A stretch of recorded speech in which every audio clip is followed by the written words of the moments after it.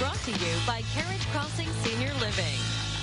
Well, a first of its kind of camp is being offered here in Central Illinois for students diagnosed with dyslexia. And here with more on the camp from Community Education of Parkland College, we have Kellen Cyrock joining us. Kellen, we're so happy you're here. Welcome. Yeah, thank you for having me. So this is a first of its kind camp. So let's talk a little bit about Camp Monarch and who it's designed to be intended for. Sure. So it was designed by a group of parents and educators, and we partnered with Parkland College, and it's specifically for students with dyslexia or those who are receiving reading intervention services. And what will this camp look like? What's the experience like? So it's going to be one-on-one reading tutoring with multisensory instruction, so instruction that is specifically tailored for students with dyslexia.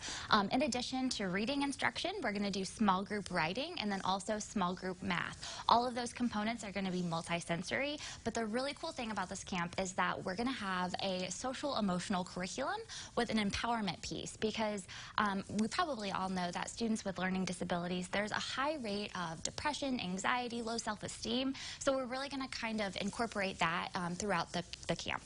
Okay, here's my question for you.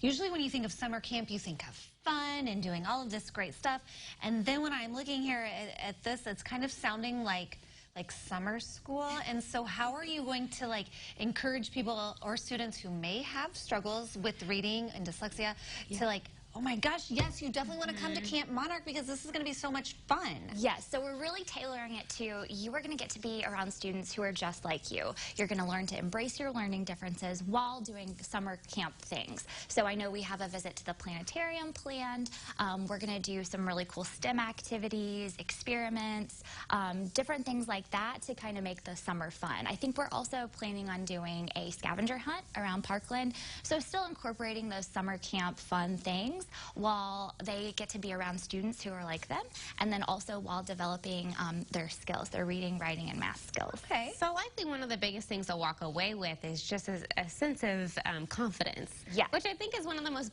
valuable things to have as a student. Yes, for sure, yeah, and that's one of our biggest things is, you know, dyslexia is not really talked about in public schools. It's not really identified. So oftentimes students are felt alone. They feel like maybe they are the only ones experiencing this type of thing. So we really want to create a community not only with our students but then with our families and teachers as well. It also seems like sometimes dyslexia is so hard to diagnose and to get that figured out, that's what the problem is. So for this camp, are we looking for students who already have the knowledge that yes, dyslexia is a problem for my child, my student, or is this oh, I think maybe they just have some struggles and this would be great for them? That's a great question, and like you said, it's really hard to get a dyslexia diagnosis, and oftentimes it's going to cost you anywhere between $700 to thousands of dollars, and so we recognize that. So it's okay if you have an official diagnosis, but it's also okay if you just show a struggle in reading. We'll accept that as well. What does a student with dyslexia experience, and maybe what would a parent notice that may lend itself to, okay, they would benefit from this camp? Sure. So first of all, there are two huge myths about dyslexia. Oftentimes people think that it's looking at letters. They write their letters backwards, specifically like P and B. That's not often the case. That's just a developmental thing. Most kids experience that.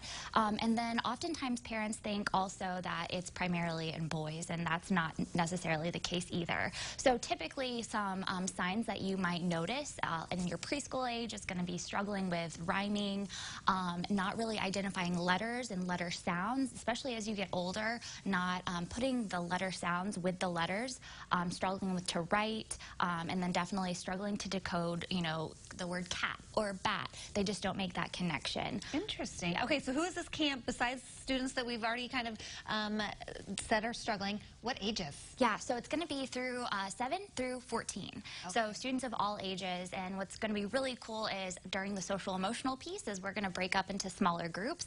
So it's not going to be like we have a 14-year-old with a 7-year-old, right? So we're going to tailor specifically. That's so cool. And dates and things people need to know in order to sign up. Yes. So we have kind of a soft date to cut it off to sign up, June 3rd. There are 2 sessions, so one session is in June and then one session is in July. You don't have to go to both sessions, but you can if you want. Okay, well, great information and a great opportunity for those kids and parents because they may not know what to do and feeling lost.